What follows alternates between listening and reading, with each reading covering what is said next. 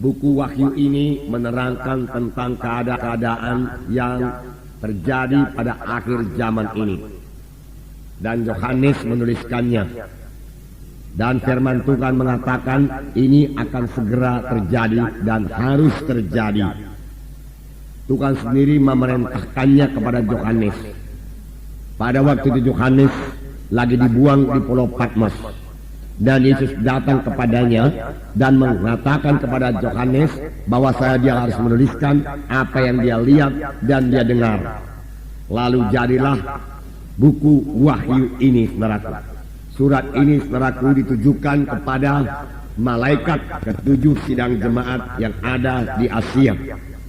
Yang dimaksud dengan malaikat sidang jemaat di sini adalah pemimpin sidang atau gembala sidang. Bukan malaikat yang biasa melayani di sorga.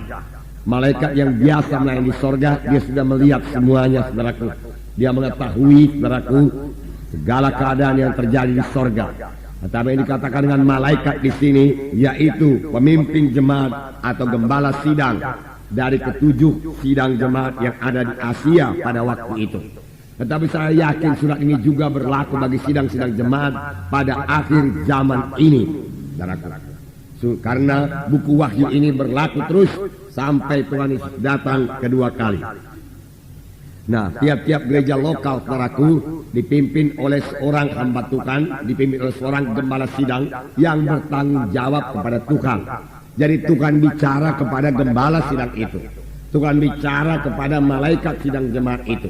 Dia yang bertanggung jawab kepada Tuhan. Memang dia dibantu oleh tua-tua sidang dan pelayan-pelayan Tuhan yang lain, saudaraku, untuk menyampaikan maksud Tuhan kepada sidang tersebut, saudaraku. Dikatakan juga bahwasanya Tuhan Yesus berjalan-jalan di antara ketujuh kaki dian itu. Ketujuh kaki dian itu, saudaraku, adalah jemaat atau gereja lokal. Kita katakan sekarang dengan gereja lokal. Yaitu Tuhan Yesus berjalan-jalan di antara ketujuh kaki dian itu. Tuhan Yesus begitu eratnya, saudaraku, dengan gereja lokal. Bahkan Tuhan sebenarnya menyatu dengan gereja lokal itu. Pada waktu, saudaraku, Saulus menganiaya sidang jemaat, dia dalam perjalanan ke Damsyik untuk menangkap orang Kristen untuk dipenjarakan maupun untuk dibunuh. Di tengah jalan satu sinar menerpa Saulus, dan Saulus jatuh ke tanah. Dan terdengar satu suara yang berkata, "Saul, Saul, mengapa engkau aniaya aku? Siapakah engkau, Tuhan?" "Akulah Yesus yang engkau aniayakan." Bagaimanakah Saul bisa menganiayakan Tuhan Yesus? Tuhan Yesus sudah berada di sorga pada waktu itu. Tetapi begitulah Tuhan Yesus menyatukan dirinya dengan sidangnya. Yesus ada dalam sidangnya. Sehingga Tuhan Yesus berkata, "Akulah yang kau aniayakan. Memang yang kau tangkap adalah anak-anakku, yang kau penjarakan, yang kau bunuh adalah orang-orang Kristen, tetapi sebenarnya perbuatanmu itu adalah perbuatanmu kepadaku. Aku yang engkau aniaya." Sampai sekarang pun demikian juga. Kristus begitu menyatu dengan sidangnya. Itu sebabnya sidangnya berkuasa. Itu sebabnya, saudaraku, pada waktu kita mengabarkan Injil, jiwa-jiwa, saudaraku, menerima keselamatan, bahkan menerima kesembuhannya. Mengapa? Karena Tuhan Yesus ada di tengah-tengah kita. Tuhan Yesus yang menyambut jiwa-jiwa itu. Sebenarnya lebih jauh lagi Tuhan Yesus yang membawa jiwa-jiwa itu. Saya yakin tidak ada orang yang kebetulan hadir dalam kebaktian-kebaktian Natal kita belakangan ini yang datang dengan kebetulan. Roh Kudus memimpinkan mereka datang karena Tuhan menghendaki mereka mendengarkan Injil. Karena ada firman Tuhan juga berkata, sebelum Tuhan Yesus datang kedua kali, Injil harus dikabarkan ke seluruh muka bumi ini, sehingga tidak ada nanti orang yang berdalih-dalih. Dia sudah mendengar berita Injil. Sekarang terserah kepada mereka untuk menerima atau menolaknya. Tuhan tidak akan pernah memaksa mereka. Saudaraku, mengapa Tuhan membangunkan gereja lokal ini? Dan dalam buku Matius dikatakan, pintu alam maut sekalipun tidak bisa mengalahkannya. Jadi gereja lokal ini, gereja Tuhan ini akan hadir sampai Tuhan datang kedua kali. Bahkan gereja lokal inilah, gereja yang hidup inilah yang akan menjadi pengantin bagi Kristus, saudaraku. Yaitu saudara dan saya yang sudah selamat, yang sudah lahir baru, yang dibentuk terus sampai seperti Yesus.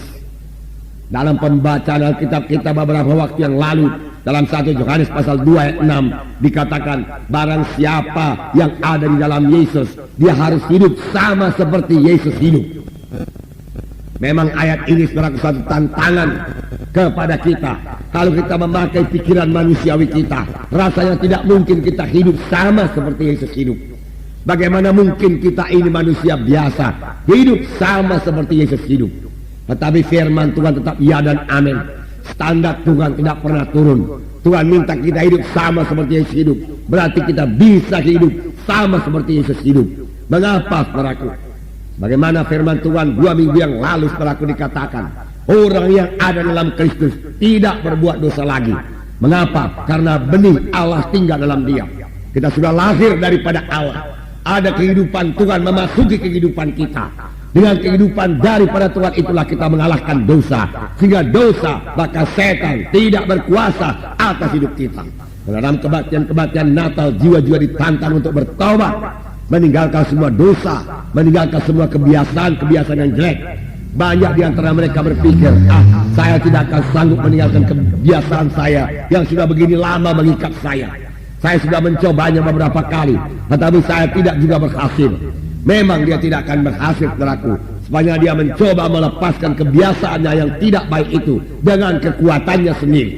Tetapi pada waktu dia mengandalkan Yesus yang di dalam dia itu, saudaraku, untuk membantu, menolong, saudaraku, menguatkan dia bebas, supaya bebas daripada ikatan itu, dia pasti berhasil, saudaraku. Dia pasti berhasil. Saya sendiri tidak bisa melaksanakannya, saudara sendiri tidak bisa melaksanakannya, tetapi kita tidak sendiri, saudaraku. Yesus di dalam kita itulah yang melaksanakannya. Oleh sebab itu, yang kita berkata, bersama-sama dengan Yesus kita melaksanakan pekerjaan yang besar. Tuhan Yesus juga berkata kepada kita, pekerjaan-pekerjaan yang aku kerjakan akan kamu kerjakan. Bahkan pekerjaan-pekerjaan yang lebih besar daripada ini akan kamu kerjakan karena aku pergi kepada Bapa.